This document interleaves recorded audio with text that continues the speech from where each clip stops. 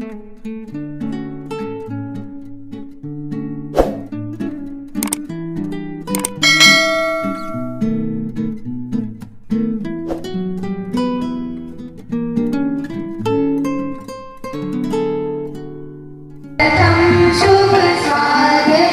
प्रदेश शासन उच्च शिक्षा विभाग की संभागीय कार्यशाला भारतीय ज्ञान परंपरा विविध संदर्भ सागर में आयोजित है और आज इसका उद्घाटन हो रहा है। बहुत मधुर स्वागत गीत शासकीय कन्या महाविद्यालय सागर की छात्राओं के द्वारा यहाँ पर प्रस्तुत हो रहा है।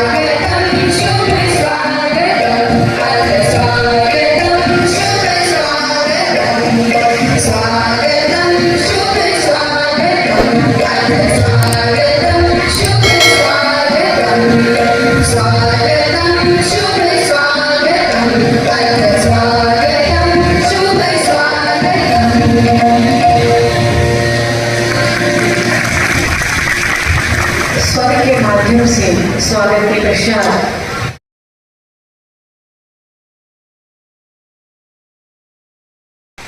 अब हम स्वतंत्र हैं, हमें अपनी भारतीय ज्ञान परंपरा को लागू करना चाहिए। लेकिन दुर्भाग्य, इस देश का दूसरा दुर्भाग्य है कि जो लोग आजाद होकर भारत के संचालक, व्यवस्थापक, कारीगर बने, उन्होंने वापस फिर से भारतीय ज्ञान परंपरा को और जोर से धक्का देकर बाहर कर दिया।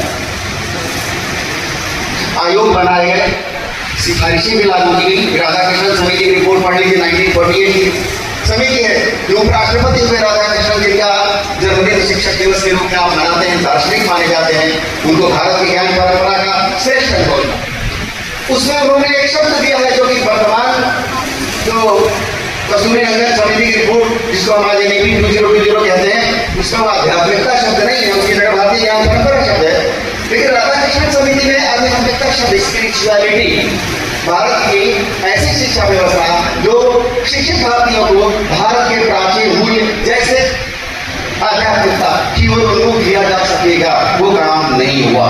चयन करती है, खराब का चयन नहीं करती। कोई कहे कि कमरे में 1000 साल से अंधेरा है, इसलिए अंधेरे की परंपरा है, असंभव, अमान्य। अंधेरे की कोई परंपरा नहीं हो सकती।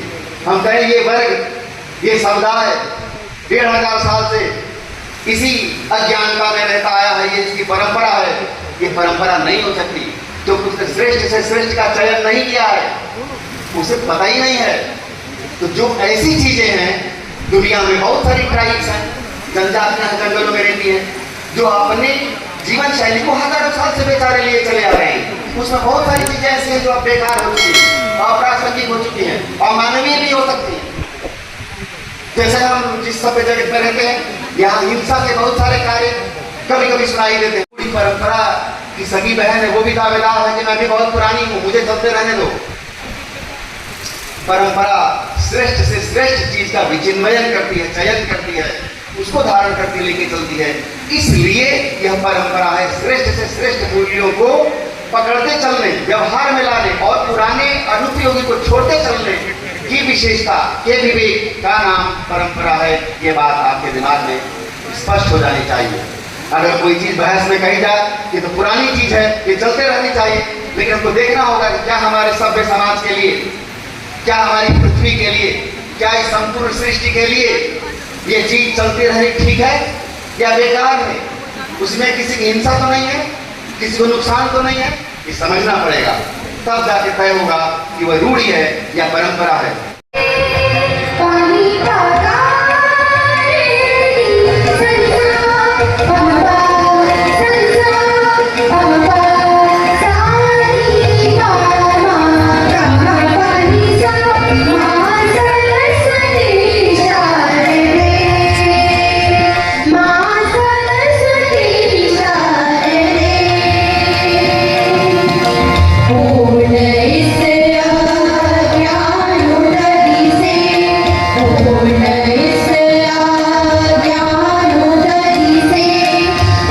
भारतीय ज्ञान परंपरा की संभागी कार्यशाला का उद्घाटन और उसके बाद सरस्वती वंदना शासकीय कन्या स्नातकोत्तर उत्कृष्टता महाविद्यालय सागर की छात्राओं के द्वारा।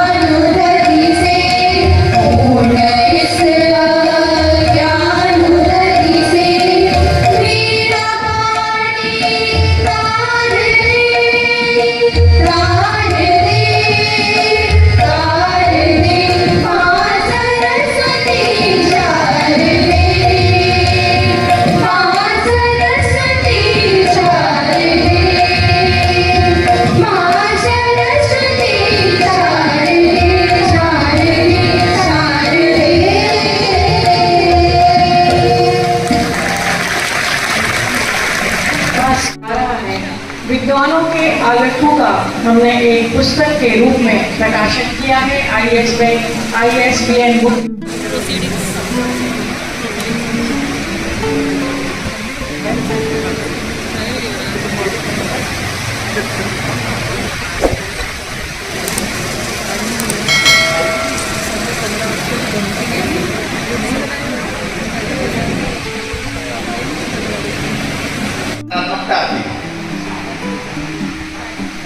और हम दूसरे की प्रशंसा में तालियां बजाने लगे।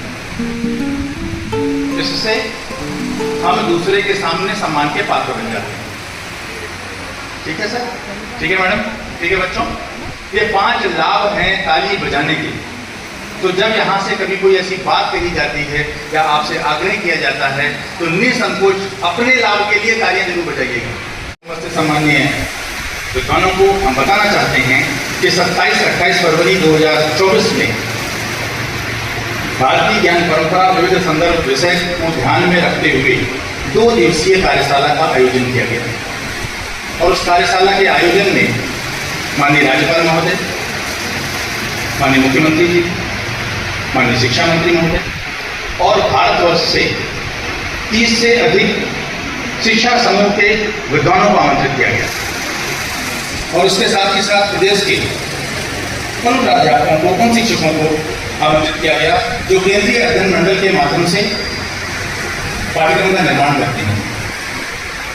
जो आदरणीय धीरेन्द्र शुक्ल, विशेष कर्तव्यस्थ अधिकारी मध्य प्रदेश शासन उच्च शिक्षा भोपाल, इस समय मंच को संबोधित करते हुए भारतीय ज्ञान परंपरा विविध संदर्भ संभागीय कार्यशाला सागर लगभग 500 से 600 प्राध्यापक वहाँ पर बुलाए गए थे सर। और उस दिन भारतीय ज्ञान परंपरा डॉक्टर धीरेन्द्र शुक्ल जी अपना उद्बोधन दे रहे हैं। इस तरह से हम पाठ्यक्रम में भारतीय ज्ञान परंपरा को शामिल करें।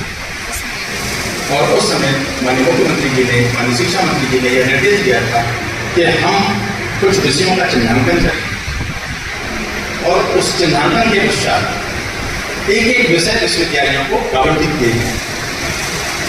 हम विद्वत सभा को बताना चाहते हैं, बच्चों को बताना चाहते हैं कि 27 विश्वविद्यालयों को 27 विषय दिए गए, जिसमें 18 विषय जो हैं वो हमारे ऐसे विषय हैं सर जो हमारे विद्यार्थी महाविद्यालयों में पढ़ते हैं। Botany, zoology, chemistry, history, political economics, Hindi, अंग्रेजी, संस्कृत, ये ऐसे विषय हैं जिसमें हमारे 90% बच्चे, 90% विद्यार्थी प्रभावित होते हैं। हम आपको बताना चाहते हैं कि हमारे पास इस समय 20,56,000 बच्चे हैं जो हमारे शासकीय अशासकीय महाविद्यालय में।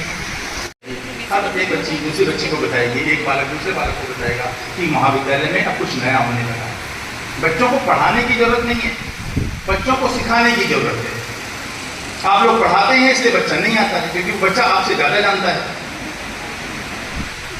जो विडंबना है इस समय, वो बच्चा हमसे ज़्यादा खुद जान रहा है आजकल। ये जो उसने मोबाइल में तो क्रांति कर दी है इसके सामने।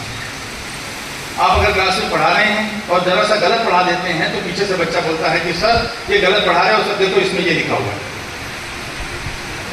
लड़का लड़की एक दूसरे के ऊपर, ये लड़की लड़कियां आपस में, ये जो वातावरण महाविद्यालय में निर्मित है, अगर हम विद्यार्थियों को सिखाने लगें, उनको संस्कारित करने लगें, तो हमारा विद्यार्थी हमारे घुटने नहीं छुएगा, हमारे पैर छुएगा।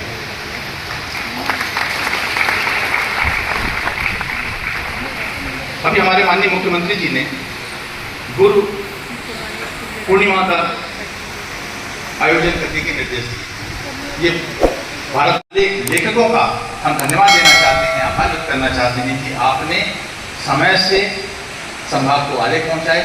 हमारे प्राचार्य एडी साहब, ओएसडी साहब, इन सभी ने मिलकर पूरे अध्ययन जो इनका वो संपादक मंडल है, आप सभी ने बड़ी तीव्रता के साथ इसको एडिटिंग किया। साला को इस रूप में, इस स्वरूप में आपके सामने मैं प्रकट किया।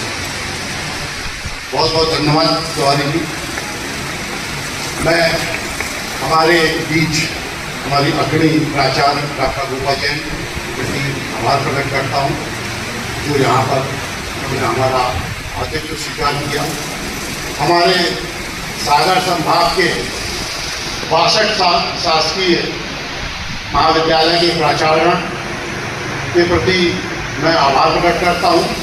उन्होंने आकर उन्हीं के ही द्वारा हमारा एडी कार्यालय संचालित होता है और आज हमारा जो अतिरिक्त संचालक कार्यालय यहाँ स्थापित है वो आप ही के द्वारा, आप ही के सहयोग से